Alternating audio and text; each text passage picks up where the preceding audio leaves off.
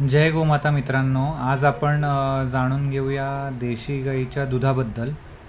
आणि देशी गाईचं दुधाबद्दल जाणून घेत असताना त्याचं महत्त्व पण आपल्याला जाणून घ्यायची आवश्यकता आहे. कारण की आज जे आपल्याला जे त्रास होत आहेत, रोग होत आहेत किंवा काही पण व्याधी होत आहेत किंवा आपलं मन भरकटतं आहे,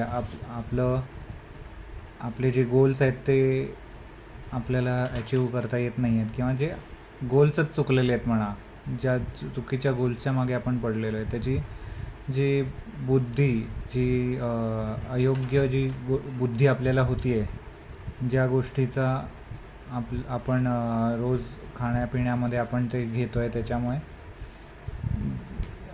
त्याच्यामधून येणारी असात्विकता, तामसिकता आणि राजसिकता, ह्याच्यातून बरेचसे आपले जे निर्णय आहेत ते चुकतात. निर्णय आहेत ते आपल्याला आज चांगले वाटतात, पण कालांतराने त्याचं आपल्याला खूप नुकसान होतं. तर आपल्याला जे आपल्या पूर्वजांनी इतके वर्ष जे जगले, ते हेल्दी जगले, एकदम स्वस्थ त्यांचं आयुष्य गेलं, खूप शक्तिशाली होते ते सगळे, आणि ते कुठल्याही चुकीच्या गोष्टीच्या अगेन्स्ट फाईट करायला पण ते लगेच उभे राहायचे आणि त्याचा व्यवस्थित विरोध करून त्या गोष्टी आपल्या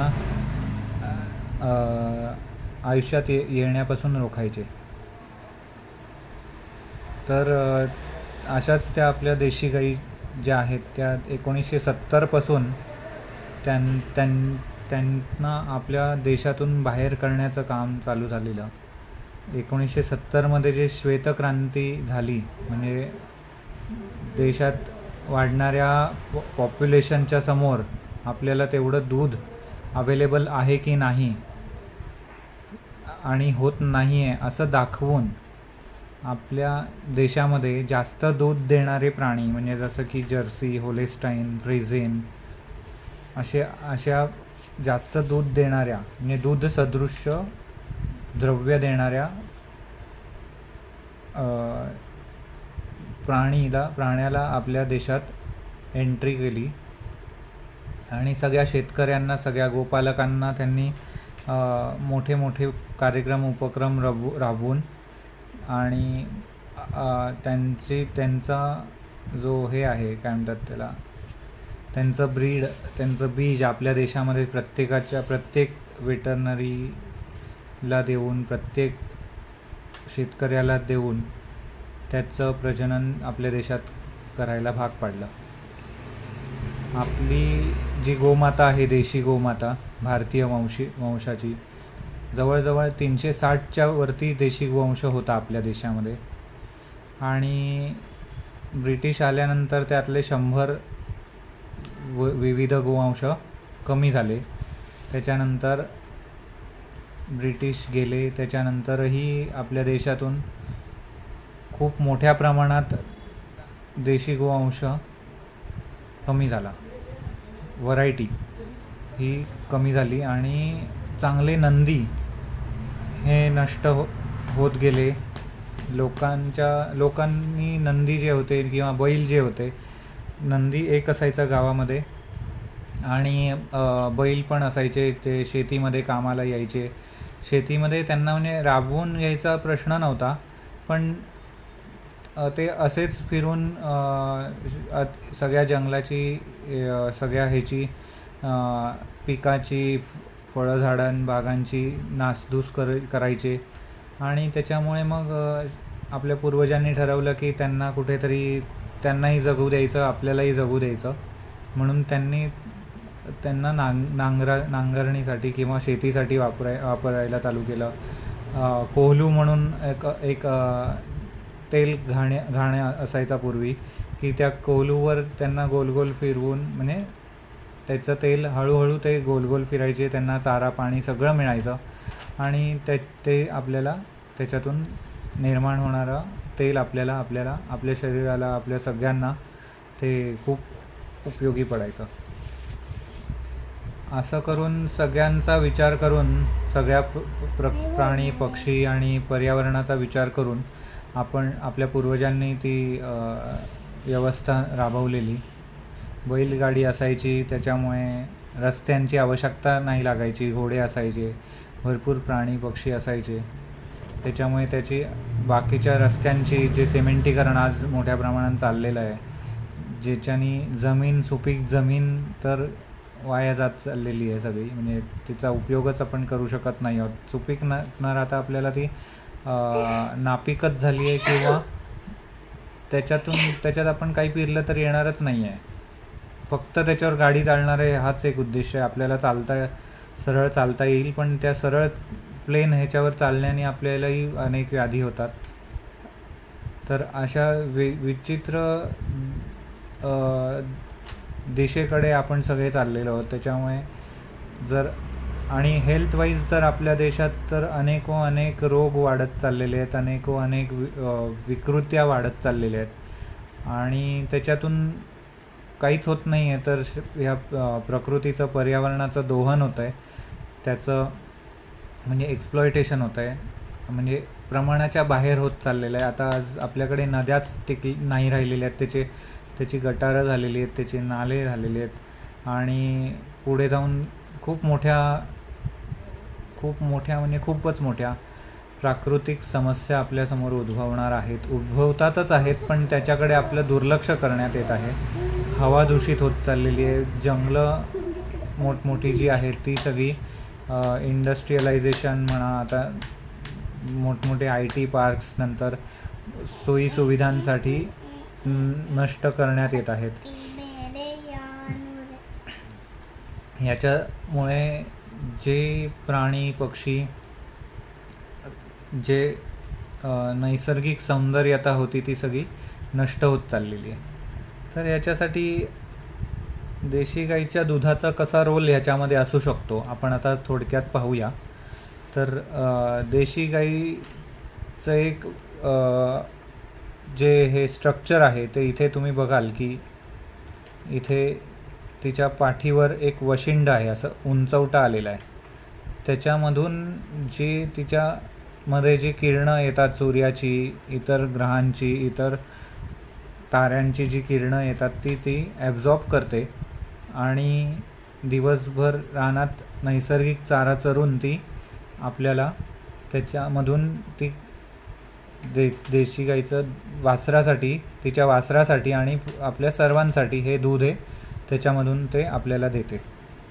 खूप प्रेमाने तिच्या डोळ्यांमध्येही वात्सल्य असतं,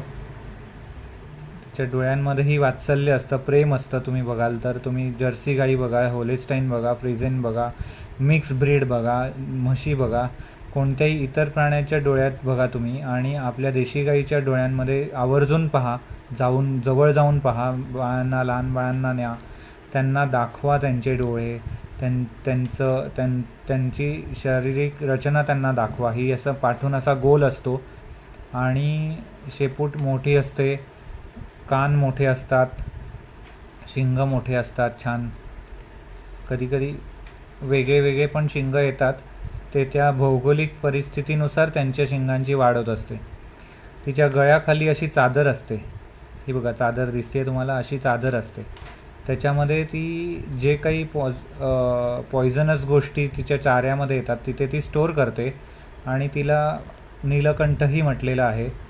त्याच्यामुळे ती महादेवासारखी जे विष तिच्या चाऱ्यामध्ये जे काही येईल ती तिथे जमा करते, आणि आपल्या दुधामध्ये, गोमूत्रामध्ये आणि शेणामध्ये ती येऊ देत नाही. अशी एवढी ती दैवी शक्ती, देवीच म्हणा, गौरी म्हणा, तिला गौरीचं नाव दिलेलं आहे आपल्या ह्याच्यामध्ये, पारंपरिक वेदांमध्ये वगैरे, शास्त्रामध्ये. आणि कामधेनू कोणाला म्हणतात तर गोमाता आणि तिच्या बाळ, असं या दृश्याला कामधेनू म्हणतात. आणि ज्यावेळेस ती कामधेनू असते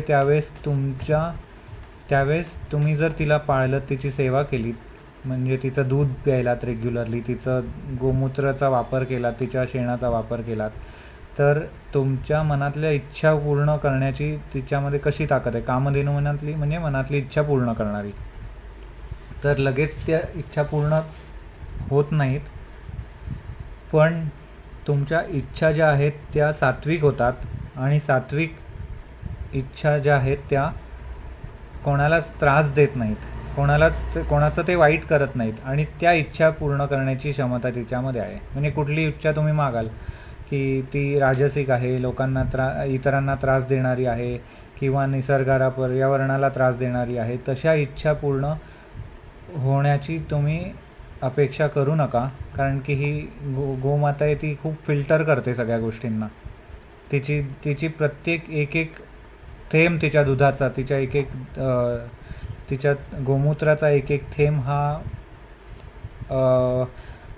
कॉस्मॉसमधून आलेला आहे आणि कॉस्मॉसमधून फिल्टर होऊन ज्या शक्ती आहेत त्या तिने तिच्या गोमूत्रात, दुधात आणि शेणात ती आपल्याला आणून देते सहजरित्या. हे सायन्स जरी खरं आहे तरी ते आजच्या जगात तुम्हाला कोणी ते सांगणार नाही, तुम्हाला ते कोणी पुढे आणून त्याचं एक्सप्लेनेशन देणार नाही. कारण की प्रत्येकाचा व्यवसाय आहे आणि त्याचा जो व्यवसाय आहे तो त्याला जास्त प्रिय आहे आणि जे प्रॉफिटेबल आहे.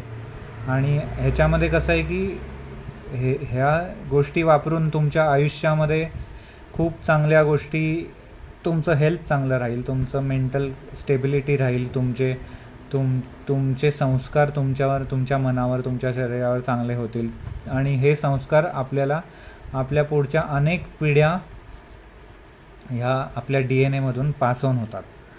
तर खूप काळजीपूर्वक आपल्या DNAला सांभाळणं, आपल्या पूर्वजांनी ते काम केलेलं.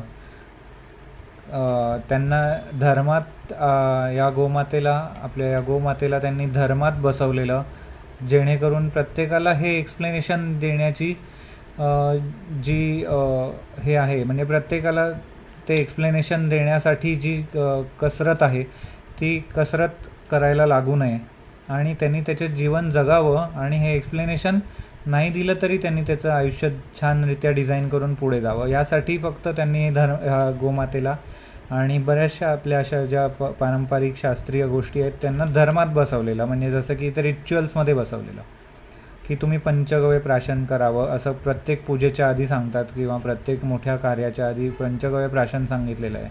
म्हणजे देशी गाईचं दूध, दही, तूप, गोमूत्र आणि गोमय म्हणजे शेण, ह्यात शेणाचा रस असतो खरं तर. तो वस्त्रगाळ करून वस्त्रामध्ये तो पिळला जातो. ताज्या शेणाचा रस, ताजं गोमूत्र, ताजं दूध आणि आदल्या दिवशी लावलेलं दही, त्याचं ताक आणि तूप, ताजं तूप 2-4 दिवसातलं वगैरे असं. तर ह्याचं समप्रमाणात एकत्र करून पंचगव्य प्राशन असं सांगितलेलं आहे. प्रत्येक कार्याच्या आधी, शुभ कार्याच्या आधी, अशुभ कार्याच्या आधी किंवा कुठल्याही देवाच्या कार्याच्या आधी, वेद पठण करायच्या आधी आपले शरीर शुद्धी सांगितलेली आहे. शरीर शुद्धी झाली की मनशुद्धी आपोआपच होते. कारण की शरीरातूनच रोज आपण जे काय खातो पितो त्याच्यातूनच ते मनाची निर्मिती होते. मन म्हणजे वेगळं काही नाही आहे. आपल्या प्रत्येक शरीरातले जे सेल्स आहेत त्या सेल्सनी कोणत्या दिशेने विचार करावा, कोणत्या दिशेने जावं, त्यांना कोणती सवय लागावी आणि त्या सगळ्या सेल्सचा एकत्रित जो परिणाम येतो ते म्हणजे आपलं मन. खूप खोल विषय आहे. तर हळूहळू तो आपण वेगवेगळ्या ह्याच्यातून आपण तो शिकू. आता या ज्या गायी आहेत बघा तुम्ही, या ज्या गायी आहेत, देशी गायी आहेत, या गीर जातीच्या गायी आहेत आणि गीर जातीच्या गुजरात जो गीर परिसर आहे त्या परिसरातल्या या गायी आहेत. आणि त्यात महाराष्ट्रात आपण जे देशी गाईचं दूध लोकांना देतो आहे ते सध्या या गीर गाईंचं सहिवाल, कांक्रेज, थारपारकर या गाईंचं आपण देऊ शकतो आहे. कारण की आपल्या ज्या देशी गायी आहेत महाराष्ट्रातल्या त्यांचं जे दुधाचं जे प्रमाण आहे ते खूप कमी आहे आणि त्यांना पण असं जंगलात चारा चरायला जायला लागतं. हे बघा, अशा प्रकारचं आपण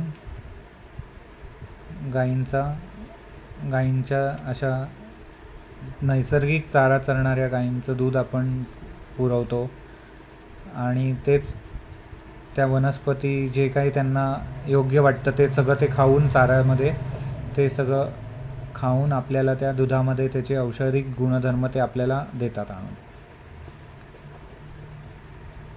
असे ते असतात. नंतर महत्त्वाचं म्हणजे भारतीय देशी गोवंश याच्या बघा तुम्ही हे सूर्यनाडी असते इथे आणि त्याच्या सूर्यकेतू नाडी, त्याच्यामधून आपल्याला अनेक त्याच्यामध्ये हे मिळतात तत्त्व, ती आहेत ती सगळी खेचून घेण्याची क्षमता त्याच्यामध्ये असते, ती सगळी त्याच्यामध्ये ती आणते. नंतर तुम्ही बघाल की दूध जे आहे ते भारतात जे आहे ते आपण पूर्वीपासून पूर्वज आपले जे आहेत ते सगळे देशी गाईचंच दूध पीत आलेले आहेत. आणि हे जे आत्ता जे काही वर्ष झाली 40-50 वर्ष ज्याच्यात आपल्या रोगराई वाढलेली आहे, विकृती वाढलेली आहे, ती मुळात देशी गाईचं दूध आणि देशी गाईचं जे गोमूत्र आणि शेणाचा वापर संपून जी शेती झालेली आहे, म्हणजे त्याचा वापर न करता जी शेती झाली आहे पेस्टिसाइड्स वगैरे, त्याच्यानी ते सगळे वाढलेले. तर ह्या एका गोमातेमुळे आपल्याला एवढे सगळे गुणधर्म मिळत आहेत, तर ते बघा कोणते आहेत. तर तिच्यामुळे उपजाऊ धरती मिळते आहे, भूजल पूर्ती होती आहे, म्हणजे तिच्या 1 किलो शेणामध्ये 10 लिटर पाणी साठवण्याची क्षमता तिच्या शेणामध्ये आहे. नंतर सुखी जीवन आहे. नंतर आहे सशक्त राष्ट्र, म्हणजे जर हेल्दीच राहिले सगळे आपले मुलं बाळं आपण सगळे, तर सशक्त राष्ट्र करण्यासाठी आपल्याला वेगळे प्रयत्न करण्याची आवश्यकताच नाही. फक्त देशी गाईच्या दुधामधून ते आपल्याला सहज साध्य करता येतात.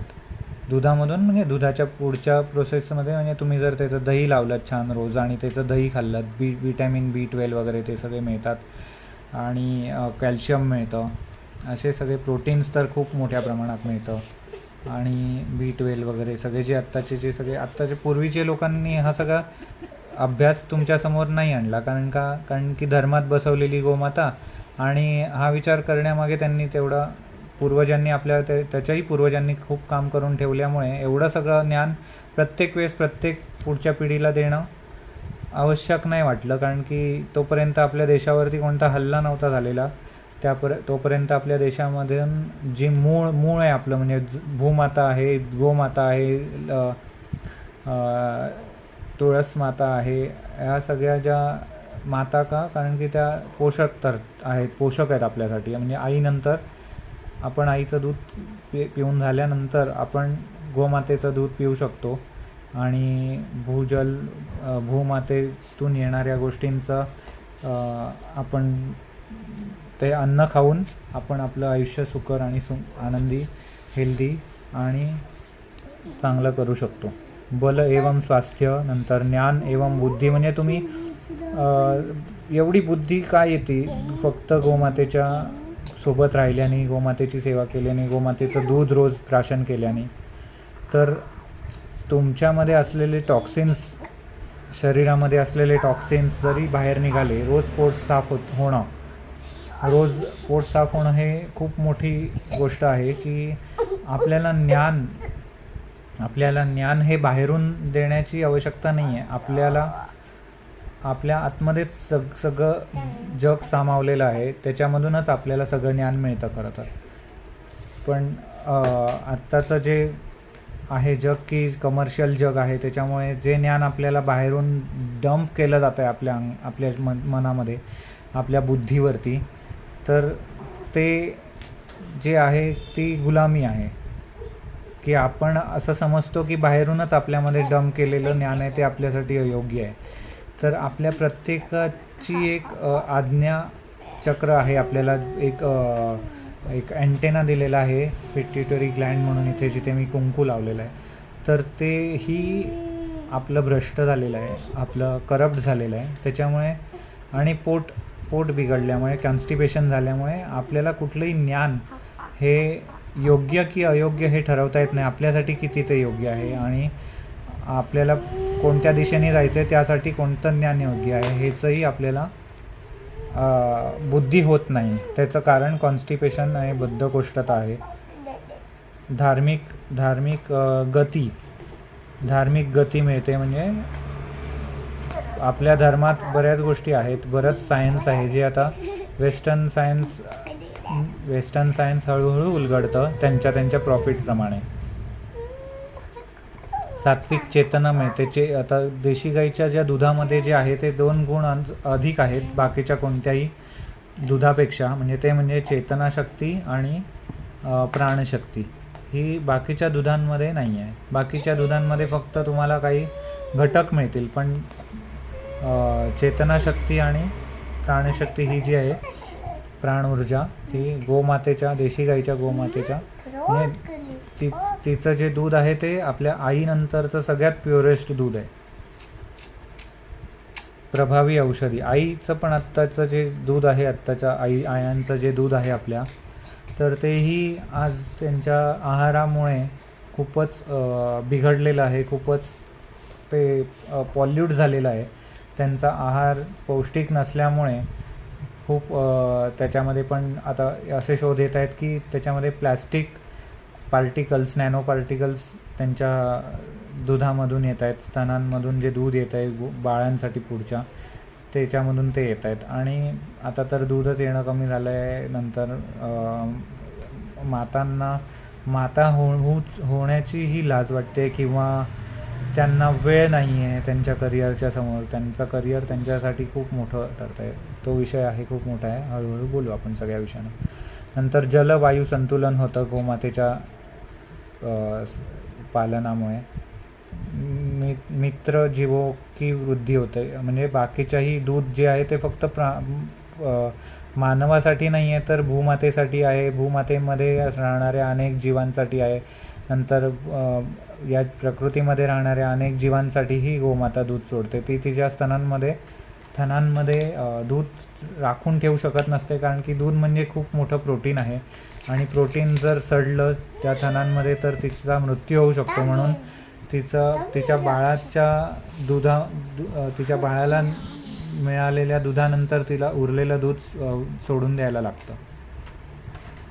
आणि मग ते सोडून देण्यापेक्षा मग ते आपल्याला मिळालं तर ती आपलीही माता आहे म्हणून आपल्या पूर्वजांनी जसं स्वीकारलं तसं आपणही आजही त्यांना तसं स्वीकारूया आणि पुढे जाऊया. तर अशा प्रकारे हे सगळं आहे. नंतर आहे गोमातेचं जे स्ट्रक्चर. असं का त्यांनी आपल्या पूर्वजांनी आपल्याला दाखवलं, तर त्यांनी केलेल्या साधनेतून, त्यांनी केलेल्या अभ्यासातून ही सगळी ऊर्जा आपल्याला त्या ठिकाणी तशी त्यांनी अनुभवली. आपणही ते अनुभवू शकतो. आपणही त्या पद्धतीने गोमातेचं सेवा आणि गोमातेची गव्यांचं प्राशन रेग्युलरली आपण केलं पाहिजे. नंतर बघा, देशी गाईच्या दुधातून आपल्याला हे सगळे घटक म्हणजे आत्ताच्या सायन्सप्रमाणे शोध लावल्यानंतर आपल्याला मिळाले आहेत की 6 प्रकारचे विटॅमिन मिळतात, 8 प्रकारचे प्रोटीन मिळतात, 25 प्रकारची खनिज तत्व, 21 प्रकारचे एमिनो ॲसिड, 19 प्रकारचे नायट्रोजन आणि 8 प्रकारचे किण्वन पाचक रस मिळतात. 4 प्रकारचे गौरव यौगिक म्हणजे रसायन मिळतात, केमिकल्स जे आपल्या शरीरासाठी उपयोगी आहेत असे. 2 प्रकारचे शर्करा म्हणजे शुगर, ग्लुकोज आणि फ्रुक्टोज वगैरे म्हणतो आपण, ते सगळे तसे 2 प्रकारचे मिळतात.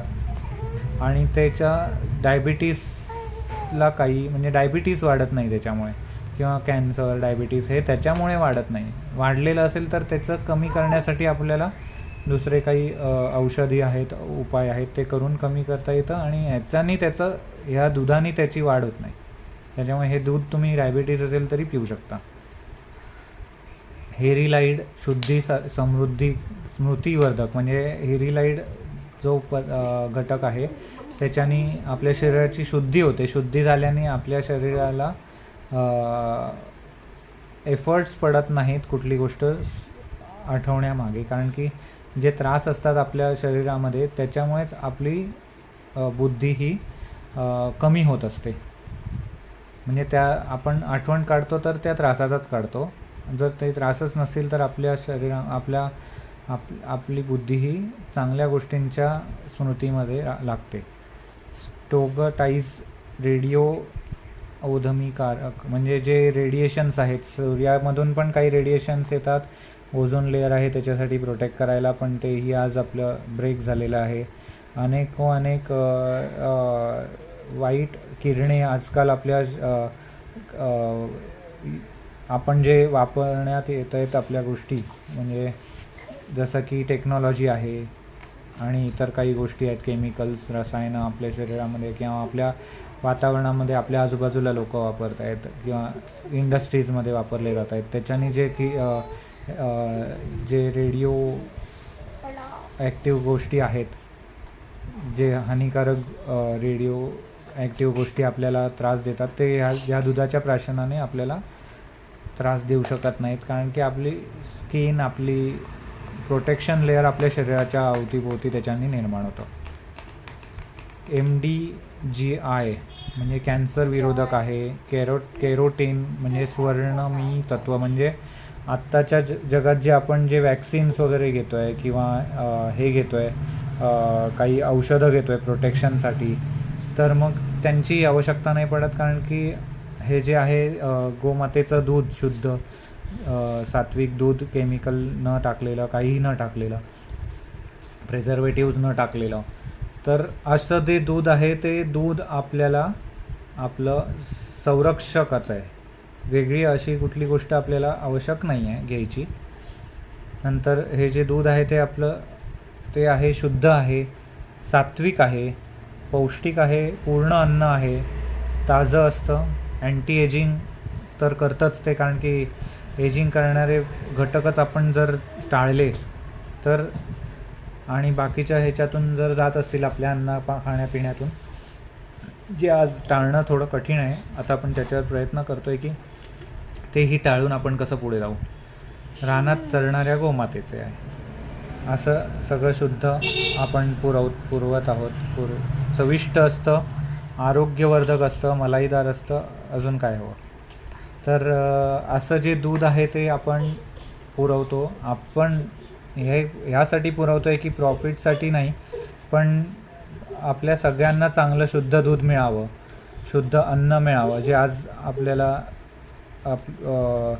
प्रॉफिट होत नसल्यामुळे लोक पुरवू शकत नाही आहेत. त्यांचं जे प्रॉफिट न झाल्यामुळे त्यांची जी स्वप्न आहेत, गाडी, बंगले, फ्लॅट आणि ह्या सगळ्या ज्या गोष्टी आहेत, त्यांची स्वप्न तीच आहेत. कारण की आजकाल त्या आवश्यक वाटत आहेत, आवश्यक आहेतही काही बऱ्याच प्रमाणात. कारण की आज कुठे जायचं म्हटलं तर घोडे, बैलगाड्या किंवा चालत जाणं आजच्या सवयीमुळे आपलं सगळं मोडलेलं आहे. आपले व्यायाम आणि आवश्यक पडतं आहे हल्ली लांब दूर जायला आणि वेळेत परत यायला.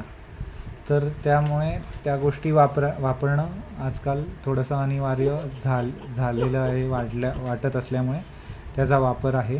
असो, तर हे बघा, तुम्हाला आता थोडंसं इथे दिसत असेल की देशी गाई आणि म्हशीच्या दुधामध्ये जे अंतर आहे, जे आज सगळे आपण चविष्ट आणि चहासाठी किंवा बाकीचे कॉफीसाठी वगैरे जे दूध वापरतो आहे ते म्हशीचं वापरतो आहे. हरकत नाही, तुम्ही वापरा, ती पण A2च आहे. देशी गाई A2 आहे आणि म्हशीचं पण दूध A2 आहे. पण आज जे बाहेर मिळतं आहे पॅकेटमध्ये, ते देशी गाईचं दूधही मिळत नाही आहे आणि म्हशीचंही दूध मिळत नाही आहे. तर म्हशीचं दूध तुम्हाला गवळ्याकडनं मिळत असेल तर ते नक्की घ्या. पण तरी पण तुमचा जो आयुष्याचा जो कल आहे ते बघून तुम्ही कोणाचं दूध प्यायचं ते ठरवा. आपण सांगू की तुम्ही देशी गाईचं दूध तर सोडू नका जर मिळत असेल तर, आणि त्यानंतर तुम्ही जर थोडंसं म्हशीचं दूध प्यायलात, तुमचं जर बलवर्धक काम असेल, तुमचं जर खूप कष्टाचं काम असेल, तर तुम्ही थोडं म्हशीचं पण तूप थोडं तुम्ही तुमच्या आहारात ठेवा. पण देशी गाईचं दूध तुम्ही आवर्जून प्याच. म्हणजे म्हशीचं जरी पीत असलात तरी, म्हशीचं जरी तूप जरी खात असलात तरी, देशी गाईचं तूप हे तुमच्या शरीरात यासाठी जावं की तुमचं शरीर रोगविहीन राहावं, म्हणजे रोग होऊ नयेत तुमच्या शरीराला. म्हणून तुम्ही जरी म्हशीचं तूप खात असलात तरी देशी गाईचं सुद्धा तूप तुम्ही तुमच्या आहारामध्ये कंपल्सरी ठेवा असं माझं प्रामाणिक मत आहे. तर देशी गाईचं दूध म्हणजे सुपाच्य असतं, म्हशीचं पचायला जड असतं, पित्त, कफ आणि वायुदोषाचं शमन करतं, कफ वाढवतं म्हशीचं दूध. त्याच्यामुळे तेवढं तुमचं बर्निंग नसेल, कष्ट नसतील तर ते टाळाच. बुद्धी को कुशाग्र बनाता है देशी गाईचं दूध, बुद्धी को मंद बनाता है. ऑफकोर्स कफ वाढला तर मंदच होतो, मंदपणा वाटतो, आळसपणा वाटतो, आलस्य वाटतं. बघा नेक्स्ट पॉईंट तोच आहे, अत्याधिक नींद लाता आहे, म्हणजे आळसपणा खूप आणतो. नंतर ह्याच्यामध्ये जवळजवळ सगळ्या प्रकारच्या पौष्टिक गोष्टी आहेत देशी गाईच्या दुधात. म्हशीच्या दुधात विटॅमिन्स कमी मात्रामध्ये आहेत, फक्त शक्ती जास्त आहे. नंतर मग देशी गाईचं दूध सात्विक आहे, म्हशीचं दूध तामसिक आहे.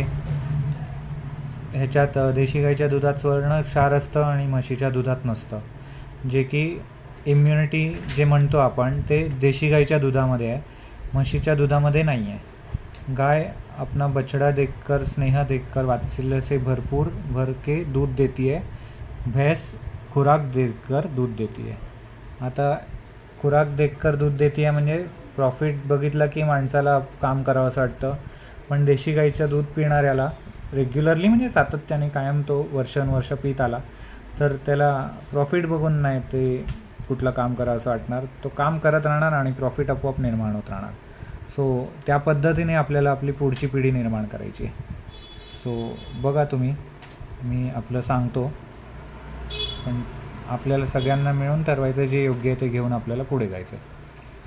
गाय का दूध आयुर्वर्धक आहे. नंतर अक्षी ज्योती आहे, म्हणजे डोळ्यांची जी आपली जे दृष्टी आहे ती खूप सुंदर करते, चांगली करते, बलवान करते. डोळ्यांचे सगळे जे नसा आहेत डोळ्यांच्या त्याला पोषण देशी गाईचं दूध देते. प्यायचं पण आहे, डोळ्यांमध्येही एक एक थेंब टाकू शकता तुम्ही, चेहऱ्यालाही लावू शकता, शरीरालाही लावू शकता. ते करा तुम्ही, खूप छान आहे, खूप मस्त आहे. देशी गाईचं दूध हे हृदयासाठी खूप चांगलं आहे. नंतर वीर्यवान आहे, म्हणजे आत्ताचं जे पुढची पिढी जी आहे, म्हणजे जसं की आत्ताची जी जसं की पुढच्या मुलांना मुलं होत नाही आहेत पुढे, त्यांना पुढे प्रजनन करून पुढची पिढी निर्माण करण्यासाठी जेवढे लागतात तेवढे सगळे घटक त्यांच्यामध्ये नाही आहेत. म्हणजे वीर्य, पुरुषांमध्ये वीर्य आणि स्त्रियांमध्ये ओजस हे तत्त्व सध्या मिसिंग आहेत. त्याच्यामुळे मागच्या 1 वर्षात आत्ता आपल्याकडे रेकॉर्ड आहे की 5 ते 6 लाख मुलं भारतात IVFने जन्माला आली आहेत. आणि हे प्रमाण जे आहे ते मल्टिप्लाय होत जाणार आहे. दरवर्षी ह्याचं प्रमाण दुप्पट तिप्पट असं होत जाणार आहे जर या सगळ्या गोष्टींकडे आपण आत्ता वेळेत लक्ष नाही दिलं. स्त्रियांना जन्म जो दिलेला आहे देवानी, तो एक वेगळ्या त्यांनी मागितलं की आम्हाला मातृत्व द्या देवाला, म्हणजे जी कॉस्मिक ऊर्जा आहे त्यांची इच्छा होती की आम्हाला, त्या आत्म्यांना इच्छा होती की आम्हाला मातृत्व प्रेम जास्त लोकांपर्यंत पोचवायचं आहे, जास्त आम्हाला त्याचा अनुभव चांगला घ्यायचा आहे, म्हणून त्यांचा जन्म स्त्रीमध्ये झालेला. तर आता त्यांना ते विसरवण्यात आलेलं आहे आजच्या शिक्षणाने, आजच्या मार्गदर्शक समाजाने चुकीचं मार्गदर्शन केल्यामुळे आज त्यांना स्त्री बनूनसुद्धा ही माता बनता येत नाही आहे. असो, प्रत्येकाचे व्ह्यूज आहेत, त्याप्रमाणे ते तसं त्यांचं आयुष्य डिझाईन करत असतात. पण ते जर आई बनू शकल्या नाहीत तर त्यांना खूप वाईट वाटू नये, कारण की त्यांनी त्यांचा मार्ग वेगळा निवडलेला असल्यामुळे त्यांनी जर देशी गाईचं दूध प्यायलं तर परत त्यांना त्यांच्या शरीरामध्ये चांगले गुण निर्माण होऊन त्यांना मातृत्व प्रदान होईल, असं म्हणून त्याच्यात वीर्यवान असं म्हटलेलं आहे. पुरुषांनाही वीर्यवान म्हटलं आहे, कारण की पुरुषांमध्येही तसे गुण निर्माण होतील ज्याच्यानी ते पिता बनू शकतील, वडील बनू शकतील, जन्म देऊ शकतील पुढच्या पिढीला. कुठल्याही अनावश्यक गोष्टी त्यांच्या शरीरामध्ये न टाकता. नंतर गाईचं दूध जे आहे ते बल्य अर्थात बल प्रदान करणारं आहे, रसोत्तम आहे, म्हणजे सगळ्या रसांमध्ये ते श्रेष्ठ आहे. त्याला नंतर इथे वरती बघाल तुम्ही तर सर्वौषधी सार म्हटलेलं आहे. नंतर देशी गाईचं दूध हे सर्व सार आहे, सर्व सत आहे, म्हणजे सर्व खाद्यपदार्थांमध्ये जे गोष्टी आहेत त्यांच्यामधून जे आपल्याला ताकद मिळते तर ते सगळे आपल्या देशी गाईच्या दुधामधून आपल्याला मिळतात. देशामध्ये 3 पैकी 2 जण हे डिटर्जंटचं दूध किंवा भेसळयुक्त दूध पित आहेत. अशा वेगवेगळ्या आपल्या देशी गाई आहेत, वेगवेगळ्या ह्याचे अनेक आहेत. या तर थोड्याशा एक्झाम्पल म्हणून इथे दाखवले आहेत. तर आपण एक हानिकारक गोष्टी आणि पारंपरिक शुद्ध पर्याय म्हणून आपण एक अशी यादी तयार केली आहे, साधारण एक तक्ता थोडासा बेसिक. तर त्याच्यामध्ये आपल्याला या बेसिक तक्त्यानुसार जरी आपण आपलं आयुष्य जगलो तरी no medical expenses, no medical requirement आपण तसं ते जगू शकतो. नंतर देशी गाईचं दूध हे सर्वांना घटक आहे. अंगावर दूध न येणाऱ्या स्त्रियांसाठीही हे दूध जर डायरेक्ट बाळाला पाजलं तरी खूप पौष्टिक आहे. आईसारखंच ते दूध आहे, आई समान ते दूध आहे, म्हणून आपण तिला गोमाता म्हटलं आहे. नंतर स्वास्थ्य उत्तम राहते, अँटी एजिंग, स्थूलपणा, लठ्ठपणाही येत नाही.